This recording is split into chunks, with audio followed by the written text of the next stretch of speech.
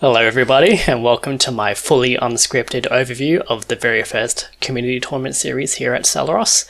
We've just had our first two tournaments on our brand new Aero Bay racetrack that everyone is really excited to play. So we're on the website of Celeros right now, a very beautiful website by the way, I might add. We'll head over to the tournaments tab and go straight into the community tournament series. This was a lot of fun, so this is the very first time where people actually got to try out the game. And of course, they had a lot of good sponsors already. Next Level Racing is a company that I know very well and have used a few of their products in the past, so it's really great to have some really cool sponsors on board for this tournament. So let's head over to Tournament 1, which was back in December last year, which was a really lot of fun.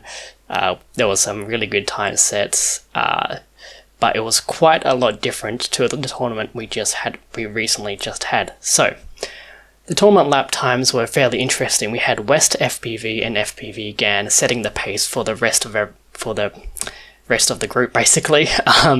Really fast times, just insane amount of skill that these two guys have. Yeah, just really good.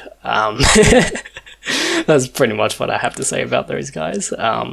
But further down the leaderboard, we have Hyper and myself just trailing behind in the third and fourth, making the best of what we can do.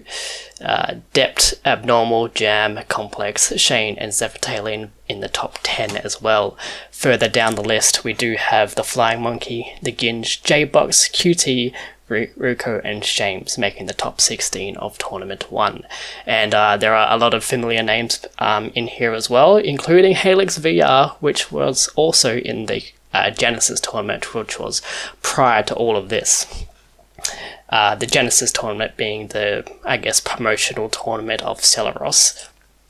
Let's go head over to my best lap time of Tournament 1. So if I can find out where it is, here we go.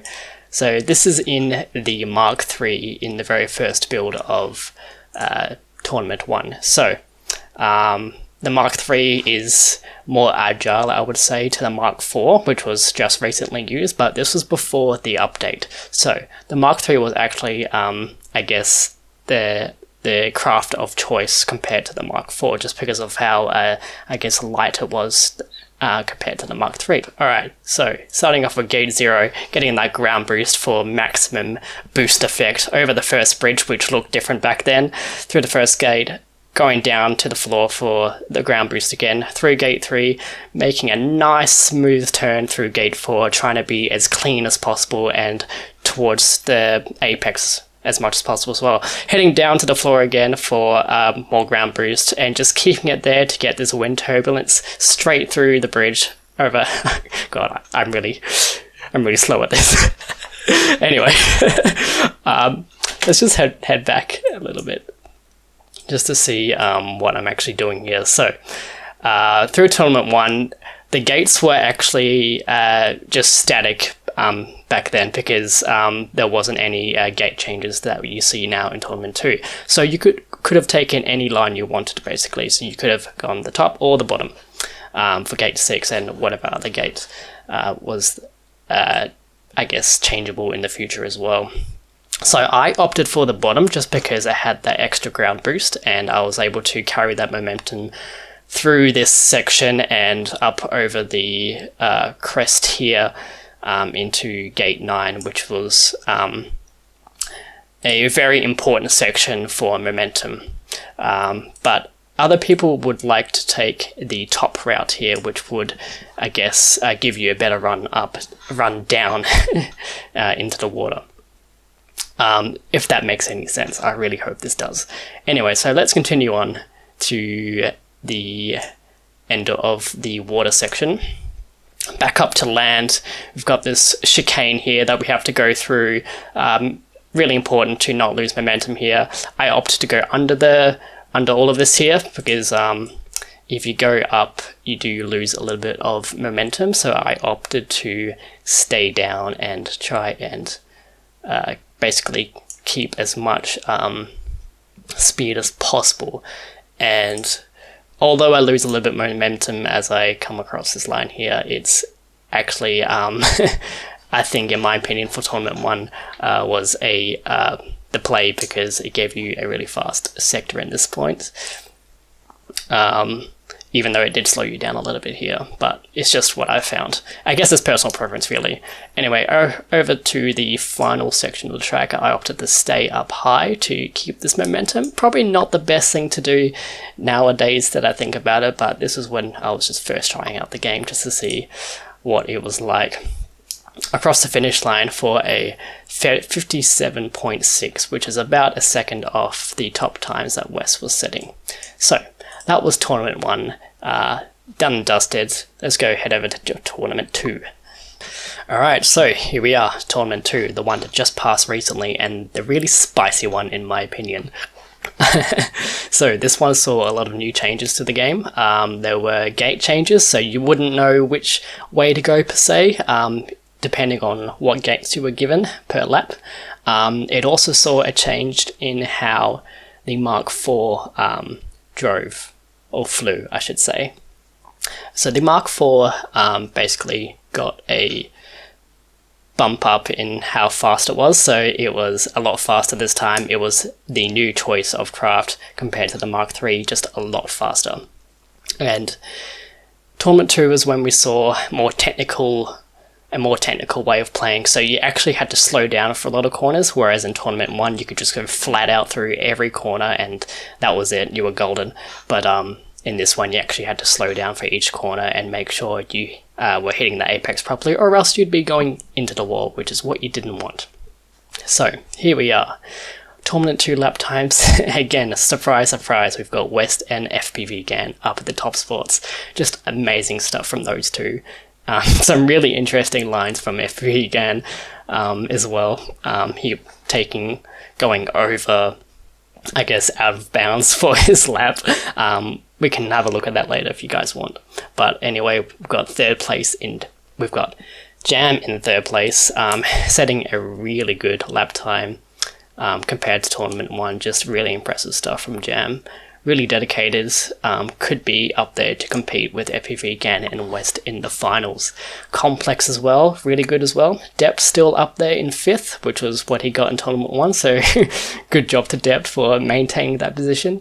Vizzy in P6, myself in P7, Obeyed, Hyper, and the Ginge. So we've got quite a few names in the top 10, but a lot of the same ones as well. So it's going to be a really interesting finals, depending on who's go. Moving on to the second page, Mr. Persista, Zephyrtalian as well, Ruko, Nomad, J-Box again, and ItJab making up the top 16, with Lewis Apiegi, who was in the Genesis tournament before all of this, just missing out on that 16th spot, which I presume might be what qualifies everyone into the grand finals, but we will have confirmation of that soon. Just a few names to point out as well. Dabbler Frost, a long-time Celeros fan, and really good to see him up there in 28th as well as Vizin and a few others as well. Okay, let's go have a look at the lap time that I did. Alright, so here we are, Tournament 2, my personal best lap time. So there were quite a few different options that people were taking. People were taking high runs, people were taking low runs. I opted for the low run here, and the only way to get a good low run was to basically do it on the first lap. So this is my first lap of this run on this session, currently in 6th place. I'm gunning for 4th place at the moment in this point of time, but not quite where I finished in the end, unfortunately. Alright, so let's have a look at the lap. Starting off, getting this wall boost to get as much momentum as I can, going up over the bridge, which was a lot different now. Let's go back there actually to talk about it. So this new bridge update made things a really spicy, I guess, in this tournament, because you were able to hit these cables here and that would just pretty much kill your lap and you were gone. So you had to be very careful and go through just in between these two cables here to basically have a good exit in that first sector. moving over to turn 2, wanting to get as close as you can to this corner here just to get that good run in. I was able to keep it above 270 miles per hour, which is very good. Pretty much the same here through this corner here as Tournament 1, going over the hill. In this run I had the low gate, so I was trying to go down as quick as possible to get that ground boost, keeping it low all the way through the wind boost and going up through gate 8, pretty much the same as Tournament 1, no changes there. Straight down into gate 9, wanting to basically keep as much momentum as possible, keeping that ground boost for as long as possible, flick up on the craft, and you're good as golden into this section. Now, this section was very interesting because a few people were going over this hill to try and basically cut the course through gate 14 and would save them quite a bit of time. I unfortunately didn't even think about this. So I just did the normal line through the chicane, trying to keep as much momentum as possible, but here I did change it up. I decided to go up and over this bridge just because it would set me up better for this next corner, because otherwise it was very risky going underneath the bridge, because you were able to hit basically a wall or the underneath part of the bridge very easily, and it was just a lot risky and wasted a lot of my time. So I decided to just go up and go through the corner in a very easy, calm fashion, going as close as you can to this wall to try and shave time and get this ground boost as early as possible, so you were able to keep it above 270 miles per hour. Keeping it very smooth here, as straight as possible. You don't want to turn very much. Go down at the end of that section to get more ground boost, cutting it close to the corner to basically shave as much time as possible. This section was pretty hard. You didn't want to make sure you hit this pillar here, so you wanted to make sure you were pulling up early enough, just in time to make it over gate number 20, but not losing too much momentum in the process, and then going over the finish line for a 52.4. So that was the best lap time I set in Tournament 2, and it was not even close to what P1 was, so I'm really hoping for the finals I can do better, but here is hoping. So thanks guys for watching. Hope you liked this overview of Tournament 2, and I really look forward to the finals. I'll catch you then.